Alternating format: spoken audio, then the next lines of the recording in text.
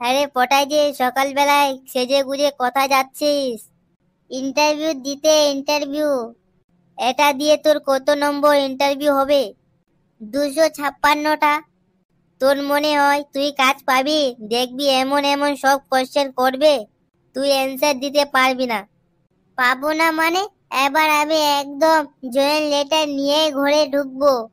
আর যদি আমাকে উল্টো পাল্টা কোশ্চেন করে না, আমিও এমন উল্টো পাল্টা কোশ্চেন দেব না, যে ইন্টারভিউ নেবে তার একদম মাথা আমি নষ্ট করে আসবো। তো কিসের চাকরি ইন্টারভিউ শুনি? সেটা আমিও নিজে জানি না চাকরিটা কিসের। পেপারে দেখলাম ইন্টারভিউ আছে, তাই রেডি হয়ে চলে যাচ্ছি। বেশ দেরি করা যাবে না, টাইম হয়ে গেছে। পরে তোর সাথে পরে কথা হবে। বেশ, যা সাবধানে উল্টা পুল্টা অ্যান্সার দিয়ে তারপরে আবার মার খেয়ে না আসিস। ওকে, ঠিক আছে। যা যা, তুই সে কি জয়েন লেটার আনবি তা আমারও জানা আছে।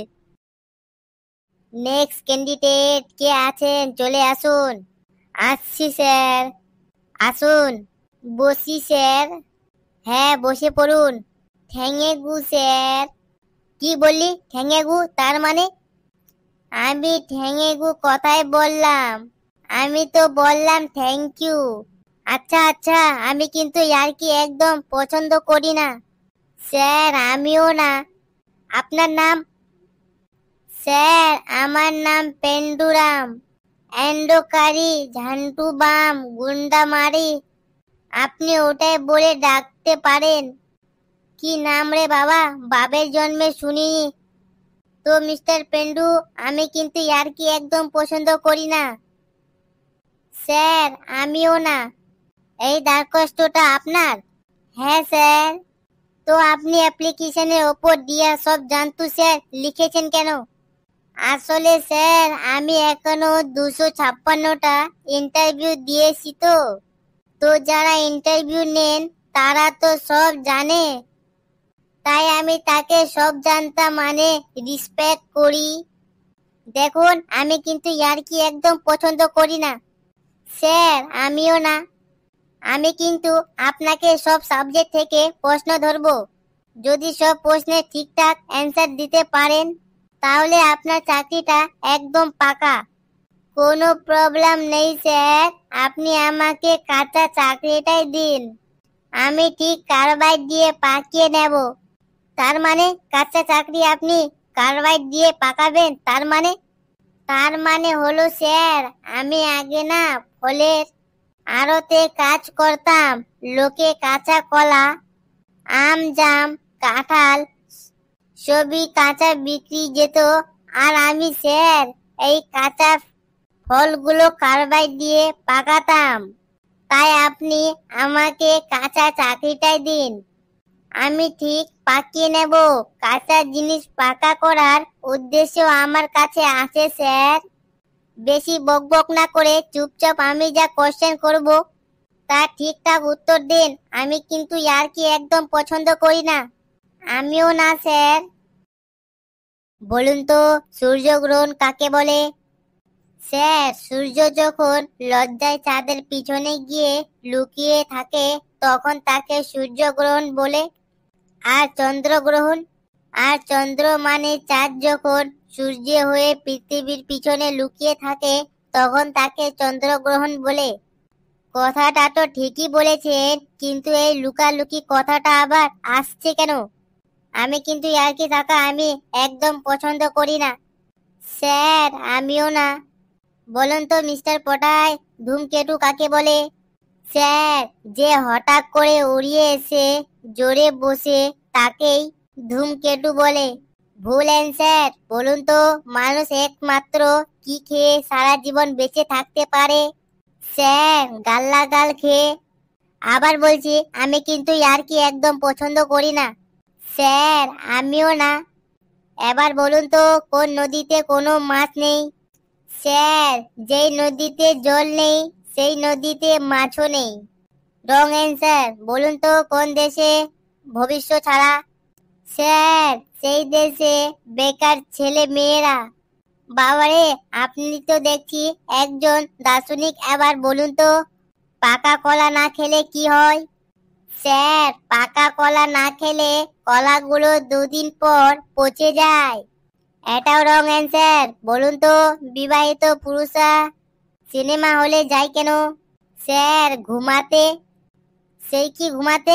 মানে সিনেমা হলে কেউ ঘুমাতে যায়? হ্যাঁ স্যার, বিবাহিত পুরুষরা বাড়িতে চিৎকার চেঁচামেচিতে জন্য ঘুমাতে পারে না, তাই তারা টিকিট কেটে সিনেমা হলে গিয়ে ঘুমায়, যাতে তাদের কেউ ডিস্টার্ব না করতে পারে। ওরে বাবা, কি সাংঘাতিক যুক্তি আপনার! বলুন তো, আমাদের দেশে জনসংখ্যা কমাতে গেলে কি করতে হবে? একদম সিম্পল স্যার, আমাদের দেশের জনসংখ্যা কমাতে গেলে ছেলেদের সাথে ছেলেদের আর মেয়েদের সাথে মেয়েদের বিয়ে দিতে হবে স্যার। বাপরে বাপ, কি সাংঘাতিক যুক্তি রে ভাই! স্যার, বহু বছর ধরে গবেষণা করার পর এই যুক্তিকে আমি তৈরি করেছি স্যার। সে আপনাকে দেখে বুঝতে পারছি আপনি একটা পাক্কা বুনন। এবার ইতিহাস থেকে একটা কোশ্চেন ধরছি। বলুন তো, ইউরাংস কোন দেশ থেকে এসেছিলেন? স্যার, ইউরাংস চীন দেশ থেকে আমাদের দেশে এসেছিলেন। তো এবার বলুন তো, ইউরাংস আমাদের এই দেশেটা ঘুমিয়ে কি বলেছিলেন? স্যার, সবটা মনে নেই, যেটুকু মনে আছে সেটুকুই বলেছি। চিং চাং চুং, চ্যাং চুং চুং, চুং চাং চিং, চ্যাং চুং চুং, চ্যাং চুং চুং চিং, চ্যাং চুং চুং। বাপরে বাপ, আপনি কি বলছেন? আমি তো কিছুই বুঝতে পারলাম না। বাংলায় বলুন। বাংলায় কি করে বলবো স্যার? ইউরাং যখন বলেছিলেন তখন তো উনি চাইনিজ ভাষাতেই বলেছিলেন, আর আমি তো এই ভাষাতে বললাম স্যার। আপনি চাইনিজ জানেন না? এটা কি আমার দোষ বলুন? তুমি তো দেখছি শুধু একটা বন্য ওল না, তুমি বাঘা তেঁতুলও বটে। এবার জীবন বিজ্ঞান থেকে প্রশ্ন ধরছি। তুমি কি জানো আমাদের পূর্বপুরুষ বাদর ছিল? সত্যি স্যার, আপনাদের পূর্বপুরুষ বাদর ছিলেন? এই জন্য তো আপনার চাইনিটোটা বাদরের মতো লাগছে। কি আজা বাজা কথা বলছো? আমাদের সবার পূর্বপুরুষ এক সময় বাদর ছিল, তুমি জানো না? সবারটা জেনে লাভ নেই, আপনারটা জেনে গেলাম, এটাই অনেক বেশি। আমি এখন বাইরে গিয়ে সবাইকে বলে দেব যিনি আপনি ইন্টারভিউ নিচ্ছে তাই পূর্বপুরুষ বাদর ছিল, মানে উনি পূর্ব দেশের লোক। আরে আচ্ছা, মুশকিল তো, ব্যাপারটা একটু ভালো করে শুনুন। আর শোনার শুনি কিচ্ছু নেই, আমি বাইরে গিয়ে সবাইকে বলে দেব। যান, বলুন, আপনার চাকরিটাও তাহলে আটকে দেব। সে আপনার চাকরি আটকান না আটকান, তাতে আমার দায়িত্ব আসে না। আমি সবাইকে গিয়ে বলে দেব আপনারা পূর্বপুরুষ বাদর ছিলেন। এই এই সিকিউরিটি, সিকিউরিটি, কোথায় গেলে? ওকে ধরো, ধরো, ওকে ধরো। বাবারে, কি বিশু, কি বিশু!